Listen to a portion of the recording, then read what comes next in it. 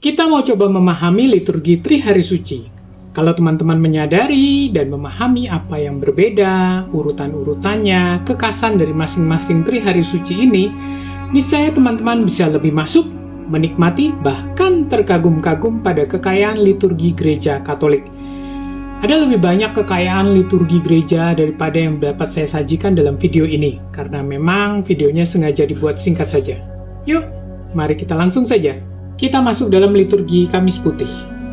Pertama-tama secara menyeluruh, gereja mengajak kita untuk memasuki misteri Paskah lewat liturgi Tri Hari Suci yang semuanya berupa satu rangkaian yang tidak terputus. Kamis Putih seperti kita tahu bahwa kita mau mengenang perjamuan malam terakhir. Ini adalah penetapan Ekaristi oleh Yesus sendiri. Apa yang khas dari liturgi Kamis Putih ini? Pertama, kemuliaan dinyanyikan secara meriah. Kalau teman-teman ikuti selama masa Prapaskah, kita tidak menyanyikan kemuliaan sama sekali. Tapi di Kamis Putih ini, kita secara tiba-tiba menyanyikan kemuliaan dan itu dengan meriah. Lonceng tangan maupun lonceng gereja dibunyikan sepanjang kemuliaan. Kur menyanyikan dengan gegap gempita, diiringi oleh musik. Ini aneh. Tapi memang gereja mengajak kita, setelah menahan diri selama masa Prapaskah yang bernuansa pertobatan itu, di awal Kamis Putih ini, kita luapkan kemuliaan megah ini. Ini klimaks, ini ledakan kemuliaan. Sebelum kita masuk pada kesunyian. Jadi seolah liturgi Kamis Putih ini membuka dengan pesta, tapi diakhiri dengan keheningan total. Karena setelah kemuliaan megah ini, akan ada keheningan total. 2. Pembasuhan kaki. Ini jelas khas dalam liturgi Kamis Putih. Bukan sekadar visualisasi bacaan Injil, tapi makna liturginya tindakan simbolik yang mengaktualkan Injil. Gampangnya begini, kalau sekedar visualisasi, putar film kan beres. Atau suruh anak-anak sekami OMK untuk mendramakan, beres. Nah, tidak bisa begitu. Harus pastor yang turun membasuh. Dari kuasa menjadi pelayan. Ada pelayanan, ada kerendahan hati, ada kasih yang konkret yang diaktualkan dalam tindakan simbolik, yaitu membasuh kaki umat. Itu bedanya sekadar visualisasi atau aktualisasi Injil dalam simbol. 3. Ekaristi. Sebenarnya bukan khas Kamis Putih. Setiap kali kita misa, kita adakan Ekaristi. Tapi Ekaristi di Kamis Putih ini spesial. Mengapa? Karena di hari Kamis Putih ini Tuhan sendiri yang menetapkan Ekaristi. Setiap kali kita mengadakan Ekaristi, kita akan mengenang perjamuan malam terakhir Tuhan, yang letaknya adalah di Kamis Putih ini.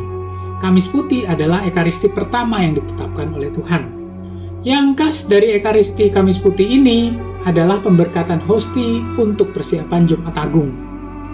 Kenapa begitu? Akan kita bahas di Jumat Agung. Keempat, sakramen Maha Kudus dipindahkan. Setelah bagi komuni, tabernakel kosong, sakramen Maha Kudus dipindahkan. Terutama buat misa terakhir hari itu ya. Kalau jam berikutnya masih ada misa, mungkin belum dipindahkan. Tetapi kalau itu adalah misa terakhir hari itu, sakramen Maha Kudus dipindahkan. Makna liturgisnya apa? Makna liturgisnya adalah kehadiran Yesus berpindah, bukan di altar utama lagi. Itu sebabnya saat teguran, yaitu berjaga-jaga bersama Yesus setelah misa Kamis Putih, kita berjaga bukan berfokus di altar utama atau tabernakel utama lagi. 5. Pelucutan altar. Setelah Ekaristi selesai, altar dilucuti, kain, lilin, hiasan disingkirkan.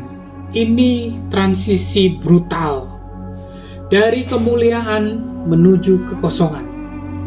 Ini menandakan kita langsung memasuki suasana Jumat Agung.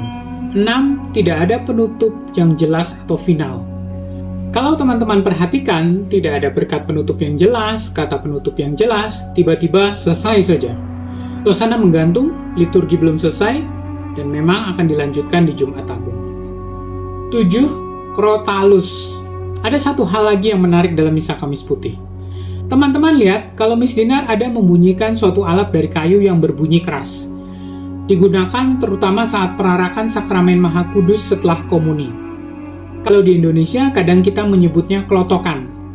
tapi nama resmi Latinnya adalah Crotalus. Papan kayu yang bisa diguncang atau diputar dan berbunyi keras. Sama sekali tidak musikal, bunyi kering, nyaring. Mengapa? Ingat bahwa semua kemegahan berhenti di kemuliaan. Nah, penanda bunyi liturgi itu adalah lonceng. Lonceng itu berbunyi jernih, indah, dan mengangkat. Tapi gereja mengajak kita memasuki suasana yang berbeda. Suasana sunyi, kering, kosong. Kamis Putih ini transisi dari kemuliaan menuju kesengsaraan. Maka Crotalus dipilih untuk menjadi pengganti penanda bunyi-bunyi itu. 8. Yang terakhir adalah jam misa. Kamis Putih biasanya diadakan menjelang matahari terbenam. Saat kemuliaan digaungkan, matahari itu mulai terbenam. Saat memasuki penderitaan, malam sudah tiba. Tapi itu tergantung dari kebijakan pastoral. Kalau umatnya banyak, harus beberapa kali misa. Tapi yang jelas, misa Kamis Putih tidak bisa dan tidak mungkin siang hari, karena memang kita mengenang perjamuan malam terakhir, bukan perjamuan pagi atau siang terakhir. Oke, itu dulu sementara. Kalau teman-teman punya detail-detail yang menarik seputar liturgi Kamis Putih, boleh dong komen-komen di bawah. Selamat menjalani Trihari Suci.